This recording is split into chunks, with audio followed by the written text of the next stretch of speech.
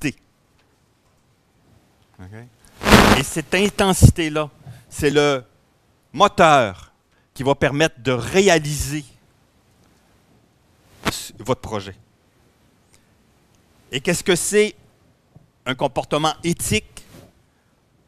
Je me souviens plus, c'est un gars des HEC, je pense, qui a fait ce graphique-là. Et je m'excuse devant lui, j'ai oublié de mettre la mention. La démarche doit avoir un comportement profitable à la fois pour l'organisation et pour moi. L'organisation, bien ici, c'est les organisations, toutes les organisations.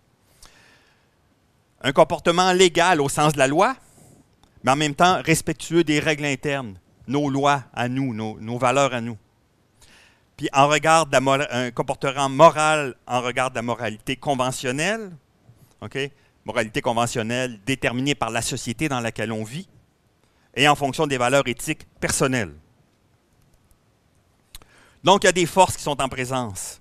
La protection du public, les intérêts corporatifs ou associatifs, les intérêts personnels, la reconnaissance professionnelle, puis les enjeux systémiques. Puis que vous arrivez dans un système où il y a d'autres professions de la santé. Et je ne vous dirai pas qui, mais un jour, dans un colloque sur l'interdisciplinarité, il y a un représentant d'une association professionnelle reconnue. Ils ont leur ordre. Il s'est avancé au micro.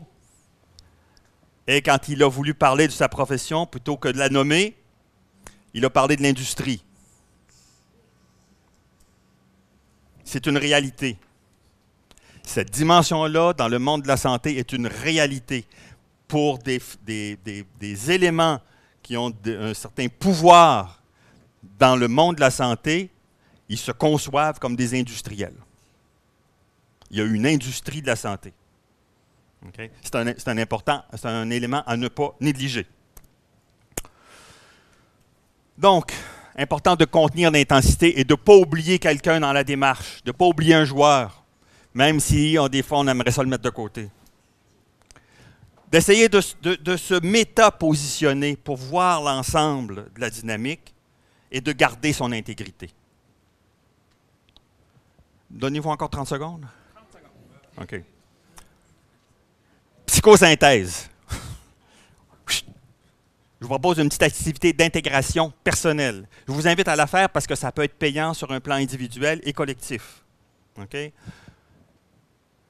Alors, fermez les yeux. Prenez 2-3 profondes respirations pour laisser le corps s'apaiser et le mental aussi.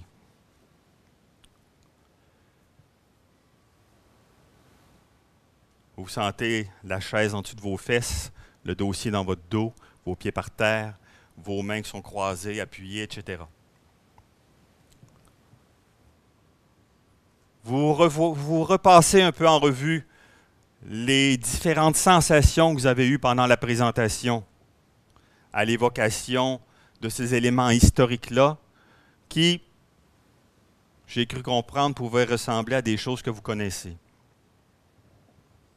Les intérêts personnels, les intérêts collectifs, la protection du public, l'argent, les valeurs personnelles, la mission de guérison dont on peut se sentir investi.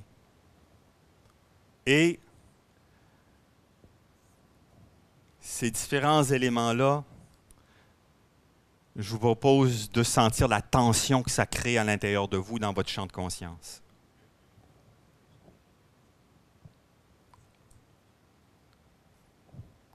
Et de bien sentir cette tension-là. Et sans imposer aucun filtre, aucun jugement,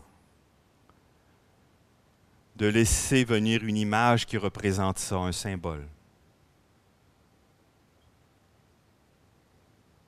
De laisser se former. Ça peut être une image, un mot, une impression.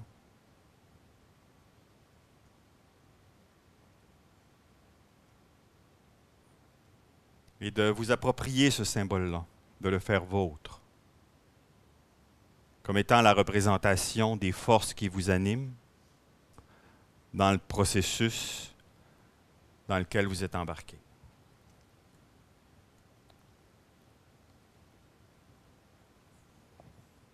Vous revenez à la chaise, en dessous de vos fesses.